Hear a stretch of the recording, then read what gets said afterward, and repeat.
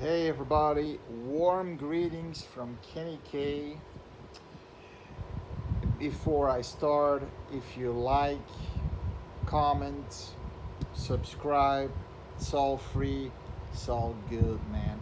Now, let's start with a little gem that I actually never seen before. I saw it passing by, but never really took the time to see Summer of Fear, 1978, directed by the great late Wes Craven. Gets a 5.5 on IMDb, and I concur. I wanted to give it a 6, but there are a few things in the movie that irritated me. It's because of those things, I'll talk about them in the cons.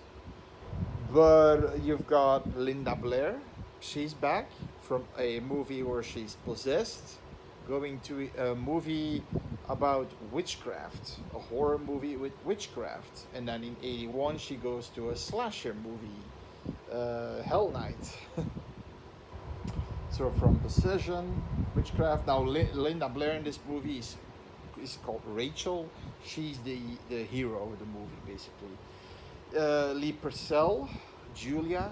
Now it's not a spoiler. She's the witch.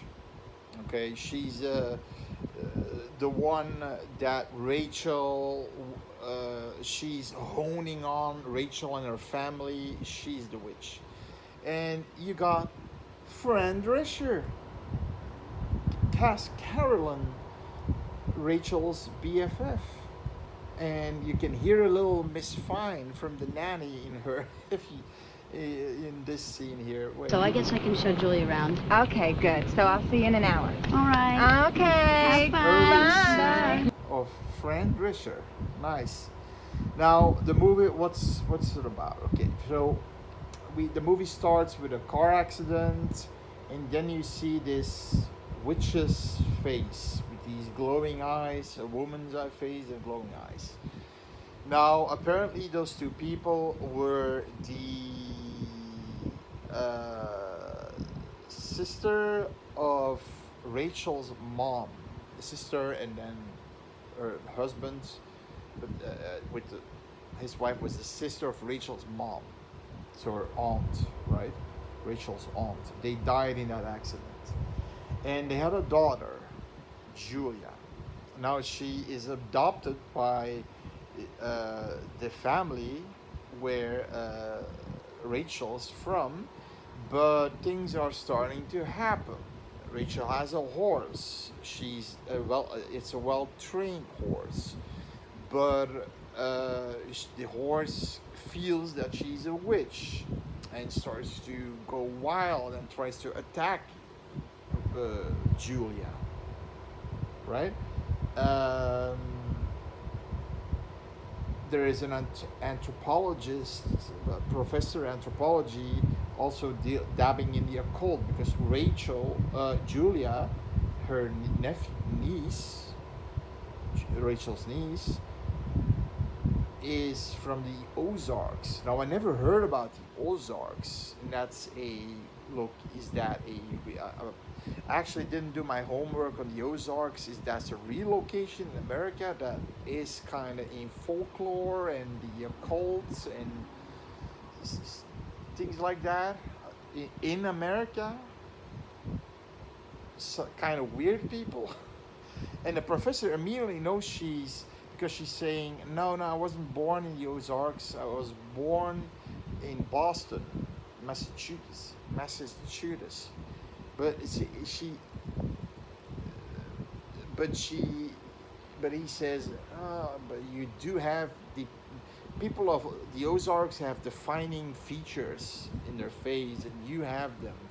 And then she immediately knows he's a threat. Okay, so then what happens throughout the movie is that Julia is basically first taking over Rachel. She tries to fuck her over at some point, giving her blisters all over her body before she goes to a dance. She takes over her boyfriend with spells that they fuck. She actually even seduces the husband, the father of Rachel to have sex, and the mom sees it, and I think the mom in some case knows that something is off with Julia, and especially about the fact that they are coming from. I got the impression that the mom knows more than she is letting on. All right. Now there is a twist ending in this movie, but I'm not gonna spoil it. I spoil a few things, but not everything. So she's basically Julia, the witch of the Ozarks, a starting witch, is getting more powerful and powerful a day, is honing on this family, and she's trying to get control of it, and that she basically systematically knocks everybody out. Especially Rachel, because she doesn't want to be friends with her from the get-go actually, and the mom, because she wants to be the wife of the dad. Okay, so there's this weird thing going on. She's holding them in a spell, the dad and the boyfriend of Rachel.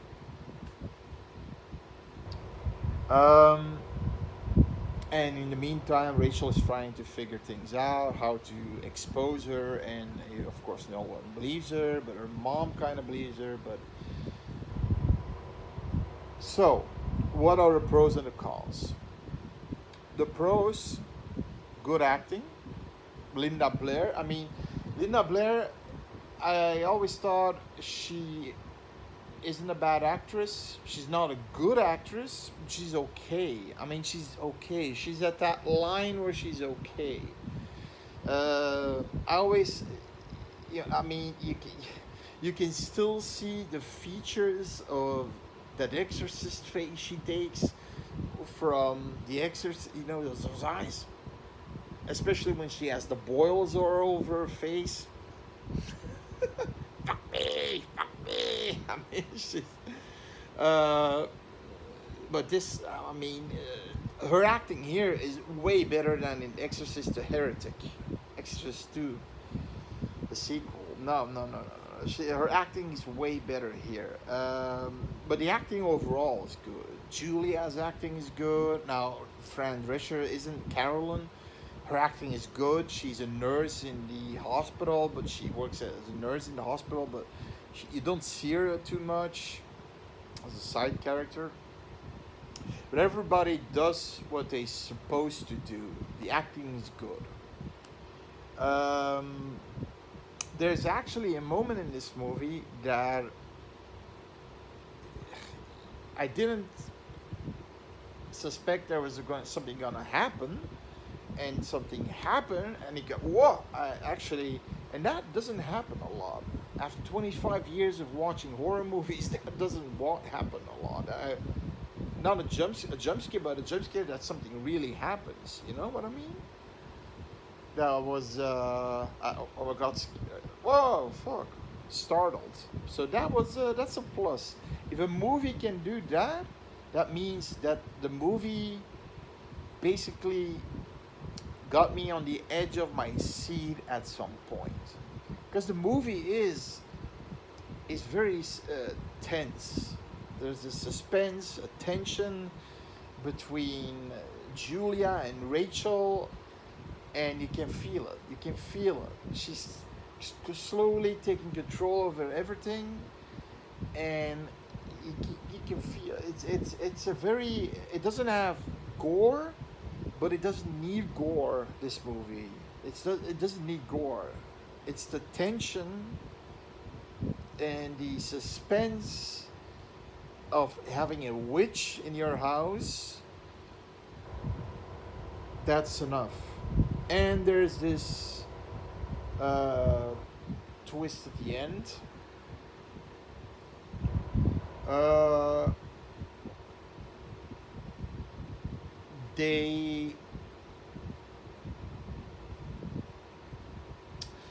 Then let's talk about the cons. Also, pro is I liked when she's the witch. She's not a monster. She has the glowing eyes, but with red. She looks like her eyes go to there. You see redness, and then the eyes go back green. I'll put a scene here on there so you can see it how she looks as the witch, and it's not over the top. It's not like she's like boils all over and green eyes, but it did its job to creep you out. A little bit like the Village of the Damned. You know what I mean? Now the cons. Now the cons are that Linda Blair, she's acting like a spoiled brat in the beginning of this movie. A spoiled brat who, the first moment that Julia walks in, she almost has this. Now at this point, nobody knows she's a witch. Now it's not a big spoiler because she's on the cover, I believe, on the cover of the movie poster, and she's a witch. Yeah, it's a known thing. But the moment she comes in, and you can say, okay, Rachel is feeling something like, no, she's like talking behind her back, laughing at her clothes and things like that, and she's acting like a spoiled bitch. And at some point, she's also very dumb. When she knows she's a witch, she has her horse. The horse, of course, at some point gets killed, because at some point she finds a wax figure with hair of her horse on. Now, of course, witches use that, and they do something with it, like put it on fire, and something's gonna happen with the horse, and you know that's gonna happen. And first, I actually thought it was a horse's cock, so I thought, oh fuck, she took the cock of the horse. Really, I thought it was a horse's cock. And I'll show you the scene here. I thought, is that a cock? And then she says, that's Sundance, because Sundance is the name of her horse's hair. Okay. But the poor animal, that's a little spoiler, does, during, like I said, it's a tournament, a horse. At some point, the horse goes crazy and breaks his legs. And you know, a horse that breaks his legs is basically useless and can't stand anymore. They have to put them down out of their misery. It's kind of sad. They can't do anything about it, apparently. So I hated that she said, I got everything on you.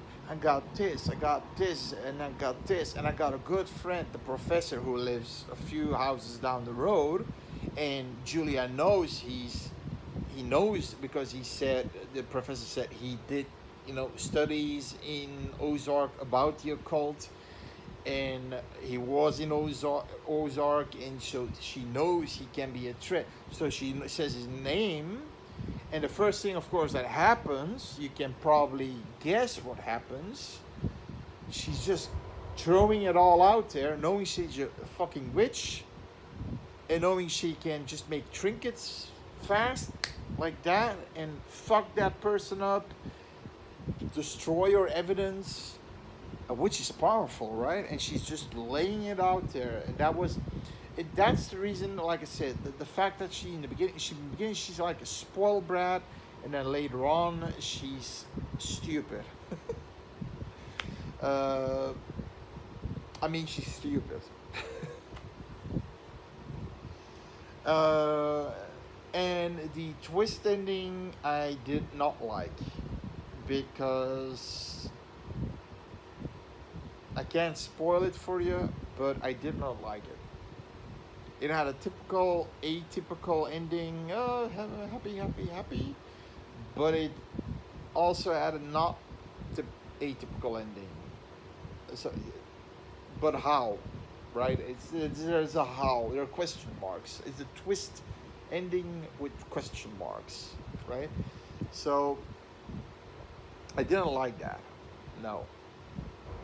So yeah, that's about it. The movie, like I said, it gets a 5.5. It would have got a 6 if Linda Blair wasn't so stupid and a spoiled brat in the beginning, and if her acting was good for being a spoiled brat and being this hyper girl that, you know,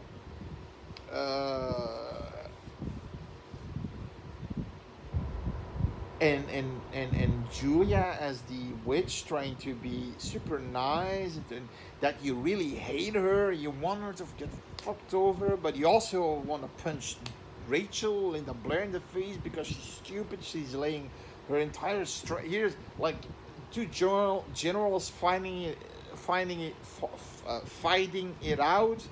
Here's my plans to attack your army tomorrow, right? That's basically what she's doing.